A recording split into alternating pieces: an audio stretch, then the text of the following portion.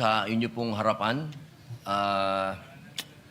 Ginoong Pangulo, ako po'y gusto ko lamang pong linawin ang ilang mga bagay patungkol po sa napakarami pong lumalabas ngayon. Iba't ibang komento, iba't ibang opinyon na parang ang dating sa taong bayan ay magulo tayo dito. Yun po ay hindi magandang impresyon. Sapagkat yung pong nangyari na ang ating mahal na kasama, Senator De La Rosa, noong siya po ay lumabas dito sa atin, malinaw na po na merong warrant of arrest galing sa ICC. Kung nung mga panahon po dati ay kine-question siya, tinatanong siya kung bakit siya nagtago. Ngayon po ay wala ng question.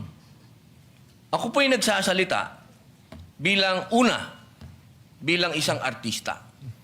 Sapagkat ginawa ko na po ang mga buhay ng mga magagaling na tao. Katulad po, nung ginawa ko ang buhay ni Senator Lacson, yung 10,000 hours, pati po yung kanyang pagtatago, yun po ay sa kadahilan ng may prinsipyo siyang pinaglalaban.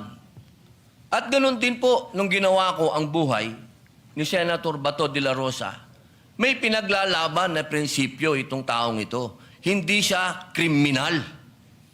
Ang napakapangit po na impresyon na binibigay, parang tayo dito sa Senado ay nagtatago tayo ng kriminal. Wala pa pong kriminal dito. Wala pa pong napapatunayan dito.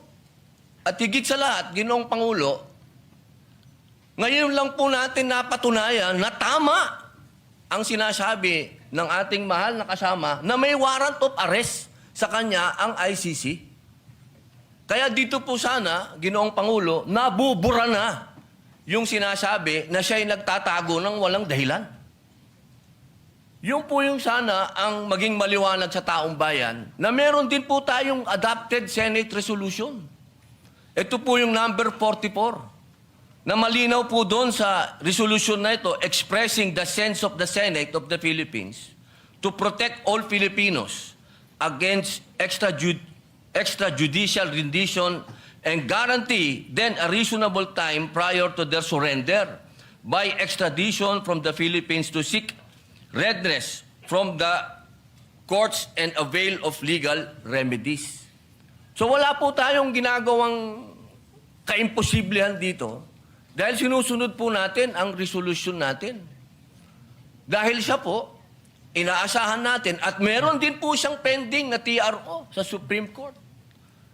Ginoong Pangulo, sana wag po tayong magkaroon ng mga mixed messages dito.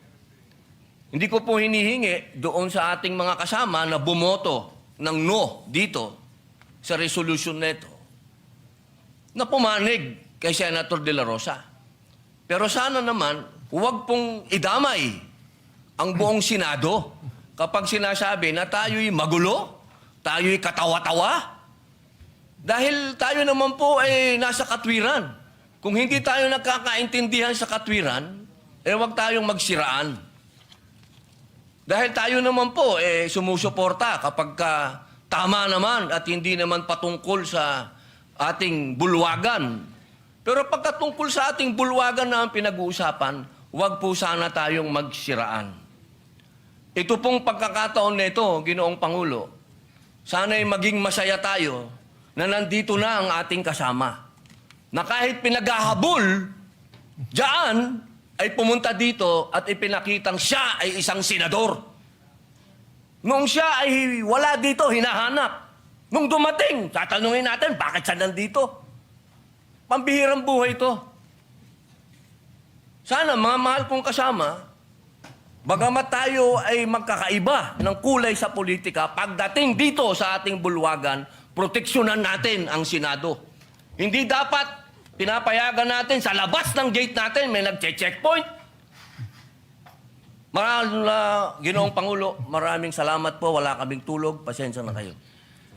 I will refer the manifestation of the Honorable Senator Robin to the Padilla to the Committee on Rules and Public Order. But before that, may I make 3 points of information for all of us. Before that, an appeal